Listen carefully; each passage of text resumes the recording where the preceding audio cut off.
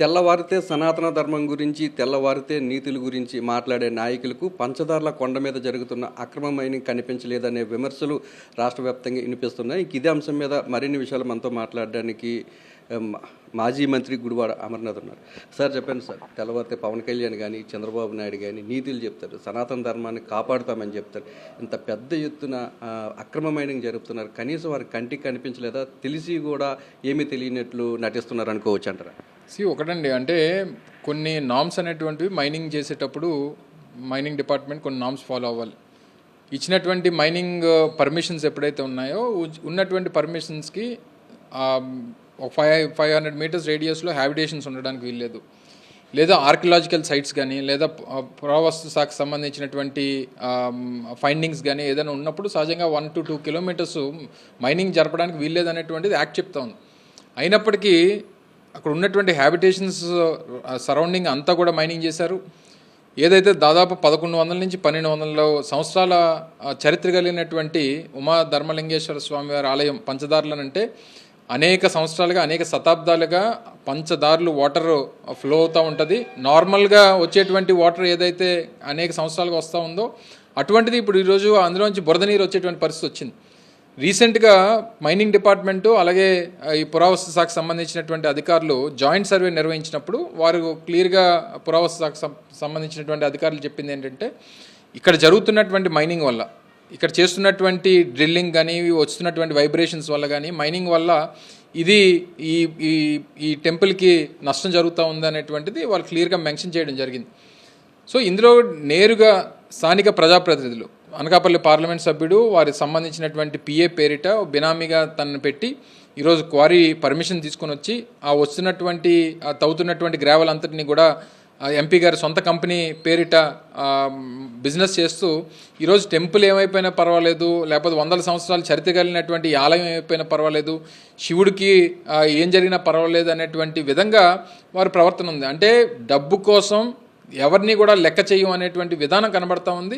అంటే ఇప్పుడు ఉన్నటువంటి చంద్రబాబు నాయుడు గారికి దేవుడంటే భక్తి లేదు, ప్రజలంటే భయం లేదు, కేవలం అవినీతి సంపాదనతో ఏదో ఒకటి చెయ్యాలి, రేపు పొద్దున మళ్ళీ రాజకీయం చేయాలి, తద్వారా రేపు మళ్ళీ రాజకీయంగా లబ్ధి పొందాలనేటువంటి ప్రయత్నం మాత్రమే కనబడతా ఉంది.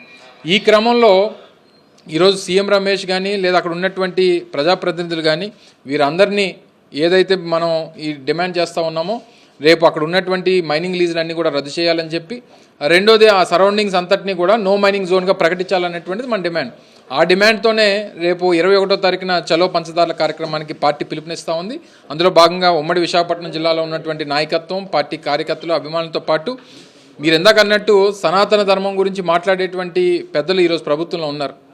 ఎక్కడో తిరుపతిలో లడ్డు కల్తీ జరిగిందని చెప్పి ఒక తప్పుడు ప్రచారం చేసి గుడిమెట్లు కడిగినటువంటి వ్యక్తులు చాలామంది ఈరోజు ప్రభుత్వంలో చాలామంది పెద్దలు ఉన్నారు.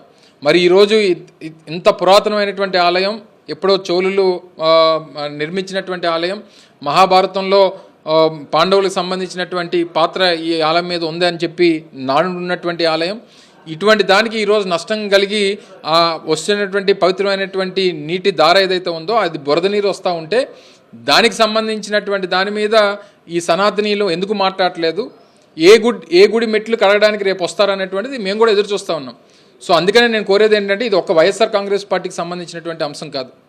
ఇది ఇందులో ఉన్నటువంటి హిందూ ధర్మ పరిరక్షకులు ఎవరైతే ఉన్నారో ప్రతి ఒక్కరూ దీంట్లో పాల్గొనాలి, దీని మీద స్పందించాలి, ప్రభుత్వాన్ని ప్రశ్నించాలి, జరుగుతున్నటువంటి అక్రమాలని అన్యాయాల్ని అడ్డుకట్టు వేసేటువంటి దాని వరకు వైఎస్ఆర్ కాంగ్రెస్ పార్టీ పోరాటం చేస్తూనే ముందుకెళ్తుంది అనేటువంటి విషయాన్ని మరొకసారి ప్రజలకి ప్రభుత్వానికి చెప్పాలనేటువంటి ఉద్దేశంతోనే రేపు 21వ తారీఖున చలో పంచదార కార్యక్రమం చేపట్టడం జరుగుతుంది. రుషికొండ మీద ప్రభుత్వ అవసరాల కోసం భవనాలు కడితే ఋషులు సంచరించారని చెప్పి చంద్రబాబు చెప్తున్నారు. ఇప్పుడు ఇలాంటి ఇక్కడ పాండవులు అజ్ఞాతవాసం చేశారు, అలాగే ఉమా ధర్మలింగేశ్వర స్వామి టెంపుల్ ఉందని చెప్తున్నప్పటికీ కూడా అవేమి చంద్రబాబు నాయుడు కనిపించలేదంటారా? ఒకటి, ధర్మాన్ని కాపాడేటువంటి వ్యక్తి పరిపాలించినప్పుడు ఇవన్నీ కూడా దీని మీద ఆలోచన చేస్తాడు.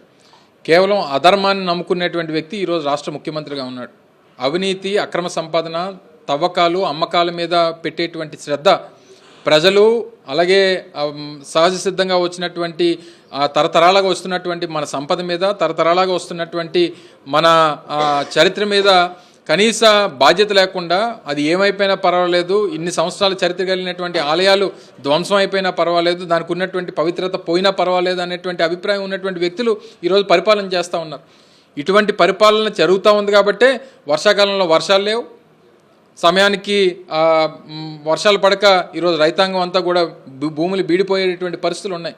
ఎప్పుడైతే పాలించేటువంటి వ్యక్తి అన్యాయాలు, అక్రమాలు, అవినీతితో మునిగిపోయి ఉంటాడో రాష్ట్రానికి ఇటువంటి పరిస్థితులే వస్తాయనేటువంటి దానికి ఇది ఒక ఉదాహరణ. ఇది ఈరోజు కాదు, గడిచినటువంటి 3 సార్లు చంద్రబాబు నాయుడు గారు ముఖ్యమంత్రిగా ఉన్నప్పుడు కూడా కరువు కాటకాలు ఈ రాష్ట్రాన్ని వేధించాయి. మళ్ళీ అదే పరిస్థితి ఈరోజు వచ్చింది. ఇప్పటికీ కూడా దేవుడి మీద భక్తి లేకుండా, దేవుడు అంటే భయం లేకుండా, శివుడంటే సహజంగా మనందరం కూడా ఈ దేశం అంతా కూడా కాశీ విశ్వేశ్వరుణ్ణి, శివలింగాల్ని ఏ రకంగా మనం జాగ్రత్తగా చూసుకుంటామో, ఏ రకంగా పరిరక్షించుకుంటామో అనేటువంటి తెలుసు. ఈరోజు ఆ పరిస్థితి తీసుకుని వచ్చారు. తప్పకుండా ఈ పోరాటంలో ఎవరైతే భాగస్వాములు అయ్యారో, ఆ భాగస్వాములు అవుతా ఉన్నారో వారందరూ కూడా కలిసి వచ్చి ప్రభుత్వాన్ని ప్రశ్నించి, ప్రభుత్వం తాలూకా మెడలు వంచి జరుగుతున్నటువంటి అన్యాయాల, అక్రమాలు ఆపేంత వరకు కూడా ఈ పోరాటాన్ని ముందుకు తీసుకెళ్తాం. ఒకవైపు పంచదార్ల కొండలు, మరోవైపు సింహాచలం కొండలు, ఈ తవ్వకాలని ఏ విధంగా చూడించారు? కొండలు పిండి చేయడాన్ని ఎలా భావించారు? అదే చెప్తున్నాం కదండి. ఒకటి గూగుల్ డేటా సెంటర్ పేరిట, లేదో మైనింగ్ పేరిట, లేకపోతే ఇంకో దాని పేరిట సహసిద్ధంగా వచ్చినటువంటి ప్రకృతి సంపదని ఈరోజు ధ్వంసం చేస్తే మళ్ళీ ప్రకృతిని తిరిగి సాధించుకోవడం, మళ్ళీ ఆ పాత దీన్ని మనం సంపాదించుకోవడం అనేటువంటి చిన్న విషయం కాదు. సో అటువంటి పరిస్థితుల్లో వీరు తీసుకున్నటువంటి నిర్ణయాలు, ఆ రోజు జగన్మోహన్ రెడ్డి గారు రిషికొండలో టూరిజం భవనాలు పెడితే పెద్ద గగ్గోలు పెట్టినటువంటి వ్యక్తులు ఈరోజు సింహాచలం కానీ, పంచదారులు కానీ, లేకపోతే ఇంకొక కొండ కానీ, అన్ని కొండల్ని కూడా ఈరోజు గుండ చేసి మొత్తం బూడిది ఈ ప్రాంతాన్ని మిగిల్చేటువంటి పరిస్థితిలో ఈరోజు ఈ ప్రభుత్వం ఉంది. రెండోది ఏంటంటే ఉత్తరాంధ్ర ప్రాంతం అంతా కూడా, ఉత్తరాంధ్ర ప్రాంతాన్ని ఏ రకంగా దోచుకు తినాలనేటువంటి దాని మీద భూముల అమ్మకం కానీ, కొండల తవ్వకాలు కానీ, ఇవన్నీ కూడా గడిచినటువంటి 2.5 సంవత్సరాలుగా చూస్తూ ఉన్నాం. తప్పకుండా వీటి మీద అన్నిటి మీద పోరాటం చేస్తాం.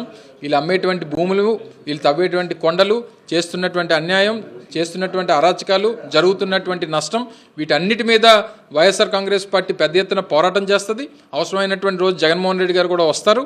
వచ్చి డెఫినెట్గా ఉత్తరాంధ్ర సంపదని పరిరక్షించుకునేటువంటి విధంగా ప్రజలందరినీ కూడా కలుపుకొని పోరాటాన్ని ముందుకు తీసుకెళ్తాం. పంచదార్ల కార్యక్రమం, చలో పంచదార్ల కార్యక్రమం ఏ విధంగా ఉండబోతుంది? ఒకటి, చలో పంచదార్ల కార్యక్రమానికి ఉమ్మడి విశాఖపట్నం జిల్లాలో ఉన్నటువంటి నాయకత్వంతో పాటు పెద్దలు బొత్స సత్యనారాయణ గారు, రీజనల్ కోఆర్డినేటర్గా ఉన్నటువంటి కన్నబాబు గారు, మాజీ శాసనసభ్యులు, అలాగే పార్లమెంట్ సభ్యులు, అందరం కూడా ఎమ్మెల్సీలు, ఎమ్మెల్యేలు అందరినీ కూడా కలుపుకొని అందరూ కూడా వెళ్తే కలిసికట్టుగా ప్రభుత్వం మీద ఒత్తిడి వస్తుంది అన్నటువంటిది మా ఉద్దేశం. ఆ ఏరియాని నో మైనింగ్ జోన్గా ప్రకటించాలన్నటువంటిది ఒకటి, ఉన్నటువంటి లీజులు రద్దు చేయాలని ఒకటి, జరిగినటువంటి నష్టానికి ఎవరు బాధ్యత వహిస్తారు, చేసినటువంటి పొరపాట్లకి ఎవరు బాధ్యత వహిస్తారు అనేటువంటి దాని మీద కూడా ప్రభుత్వం సమాధానం చెప్పాలి. ఎంత కళ్ళు మూసుకొని పర్మిషన్స్ ఇచ్చి ఇంత అన్యాయం జరుగుతూ ఉన్నా కనీసం స్పందించినటువంటి అధికారులు ఎవరైతే ఉన్నారో వారి మీద కూడా యాక్షన్ తీసుకోవాలనేటువంటిది డిమాండ్ చేస్తూ ఉన్నాం. ఒకవేళ ఈ ప్రభుత్వం చెప్పినట్టు మేము చేశాం కాబట్టి మాకేం ఇబ్బంది లేదు అనేటువంటి అభిప్రాయం ఏ అధికారికైనా ఉంటే ఈ 2 సంవత్సరాలే వారు ప్రశాంతంగా ఉండగలరు. రేపు మా అధికారం వచ్చిన తర్వాత రేపు ఎవరైతే ఇందులో భాగస్వాములు అయినటువంటి అధికారులు ఎవరైతే ఉన్నారో వారందరూ కూడా చేసినటువంటి తప్పులకి, పొరపాట్లకి తప్పకుండా సమాధానం చెప్పాల్సినటువంటి పరిస్థితి వస్తుంది. వారికి నష్టం జరగకుండా చూసుకోవాలని చెప్పి ఈ సందర్భంగా కోరుతా ఉన్నాం. పంచదార్ల కొండ మీద జరుగుతున్న మైనింగ్ అనుమతులను వెంటనే రద్దు చేయాలని, దాన్ని నో మైనింగ్ జోన్గా ప్రకటించాలని చెప్పి వైఎస్ఆర్సీపీ నేతలు డిమాండ్ చేస్తున్నారు. ప్రభుత్వ అవినీతి అక్రమాలకు, అలాగే పంచదార్ల కొండ మీద జరుగుతున్న అక్రమ మైనింగ్కు వ్యతిరేకంగా చలో పంచదార్ల కార్యక్రమాన్ని నిర్వహిస్తున్నామని, ఈ విషయాన్ని మాజీ ముఖ్యమంత్రి వైఎస్ జగన్మోహన్ రెడ్డి దృష్టికి కూడా తీసుకువెళ్తామని, అవసరమైతే ఆయన్ని కూడా ఇక్కడికి తీసుకువస్తామని చెప్పి మాజీ మంత్రి గుడివాడ అమర్నాథ్ చెప్తున్నారు. కెమెరా అప్పలరాజుతో నాయుడు, విశాఖపట్నం నుంచి.